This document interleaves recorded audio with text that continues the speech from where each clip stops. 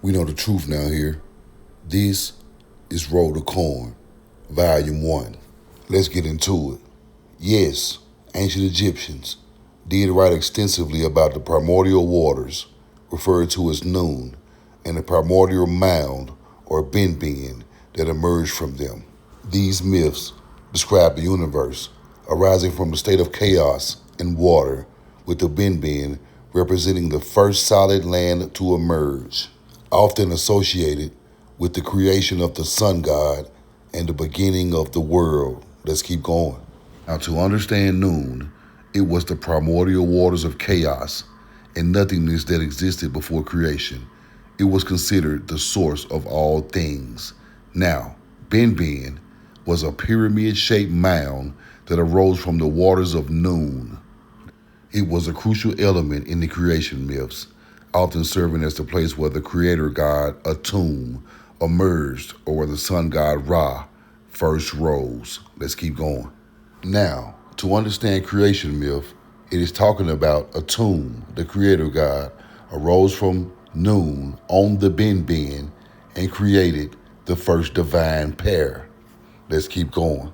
Now, in Egyptian creation myth, the primordial mound was the first solid ground to emerge from the primordial waters of chaos. The mound was the site where the creator god Atum created the world, including humans. Now, understand this. Humans are made of atoms. That is significant with Atum, the creation story. Let's keep going. Now, let's get deep. As you see, the Egyptians are talking about primordial mounds of their ancestors. Let's keep going. Now, to understand this knowledge, Louisiana mounds are significantly older than Egyptian pyramids. It evolved from mound building into temple and pyramid building in the later ages of the knowledge. Let's keep going. Now, speaking of primordial waters, North America has the oldest water sources on the face of the earth, and the Canadian Shield has land masses billions of years old. Let's keep going. North America does indeed contain some of the oldest known rock and water on Earth, making it a significant location for studying the planet's early history. Let's keep going. Now, numerous ancient cultures spanning across different continents and time periods feature creation myths that involve primordial waters as the fundamental element of the universe. There is a connection there, people. Let's keep going. Now, put all of that into equation with the 11,000-year-old American mounds, older than Samaria and Egypt. Now, Mesopotamia, Hinduism, Egyptians, and also North American mound builders believed in the primordial waters and the primordial mounds. Now here comes the hijack. The Mississippian mound builders also used and viewed mounds significantly with the creation story. The catch to all this is, who done it first? Let's keep going. The oldest mounds we know the truth now can find are in North America. Did this culture come from here? Yes, it did. Roll the corn. Let's keep going. Now, Sumerian tales or mounds date back to the 4th millennium BC, which makes them around 6,000 years old. This is an example of a Sumerian tale. Let's keep going. Now, the first pharaohs were buried in mastabas or mounds on the Nile River about 3100 BC. That would make the mounds in Egypt about 5,100 years old. Now, in Louisiana, we have mounds aligned with stars, just like Egypt and Samaria, that are 13,000 years old. That is 6,000 years older than Egypt and Samaria. That shows that the mound building culture started in North America. Roll the corn. Let's keep going. Now, to understand these cultures, ancient Mesopotamia, ancient Egypt, and ancient America, you have to understand the star alignment for the harvest of agriculture. The calendar was created for agriculture. Let's keep going. Now, to understand this knowledge, you have to know that ancient Sumeria, ancient China, and ancient Egypt used the star alignment and lunar alignments for agriculture. Let's keep going. Now, what they don't teach you is North American mound builders also had calendar stones with moon alignments, just as the Sumerians and the ancient Chinese used. Let's keep going. Let's get a little deeper. To understand this star alignment, you have to go by the Sirius star, Orion's belt, and Orion the Hunter, through the Sun Temple, into the Pleiades star system. This is the Milky Way's harvest alignment. The same way the pyramids are aligned with the Milky Way on the Nile River, the mounds on the Mississippi River are aligned the same way. Let's keep going. What historians are not telling our people is there are tails or mounds aligned just like the pyramids on the Nile River, aligned just like the mounds on the Mississippi River in Mesopotamia.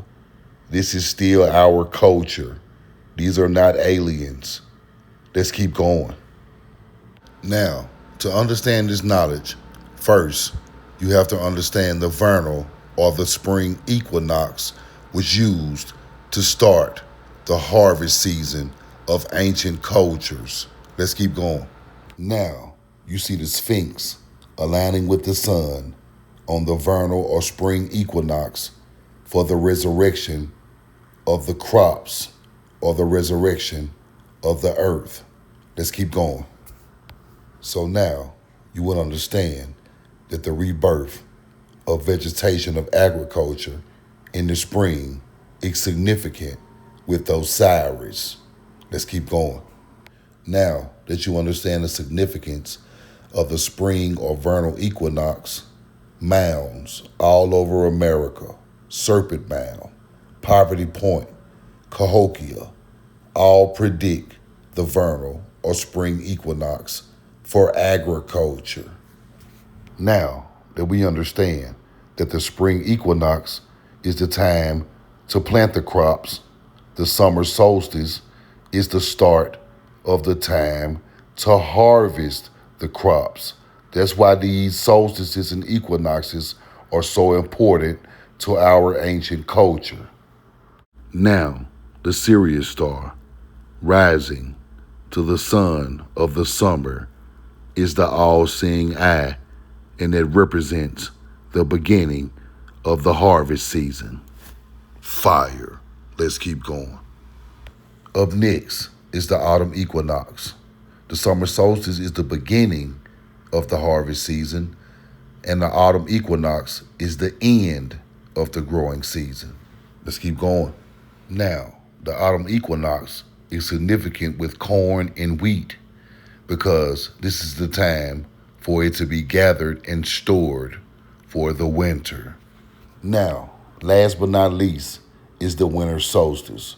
The astronomical events were often used to guide farming activities such as the mating of animals, the sowing of crops, and the monitoring of the reserves of food for the winter.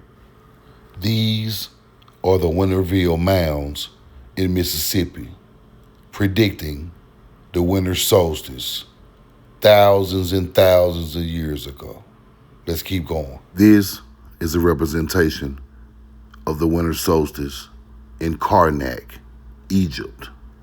Let's keep going. Now, you have to understand the significance of the winter solstice turned into a lot of religions and deities, but we'll get to that later. So now we understand The solstices and the equinoxes were very pivotal for agriculture. And also, the sun going through the 12 zodiacs was very significant to our culture also. Now, the sun appears to travel through the 12 constellations of the zodiac as Earth orbits the sun.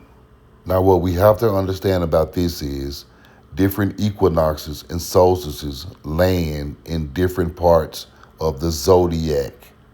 The summer solstice goes with the Tropic of Cancer and so on and so forth. Now, to tell the age of the zodiac, you must see that particular zodiac sign during the vernal equinox, and that will tell you what age we are in. Now, by reading that in the vernal equinox, the zodiac, it would take 2,160 years for the change of a zodiac. The whole 12 zodiacs would take around 25,800 years to go from start to finish. Now, this is only part one of Road to Corn. I just want to give you guys the basics of the mounds, temples, pyramids, star alignments, equinoxes, and solstices. Part two, we're going to get right into the corn agriculture that told the truth about the history of the world. I love y'all, and I'm in love with you. Part two on the way. Galil et the gun. Roll the corn. We know the truth now.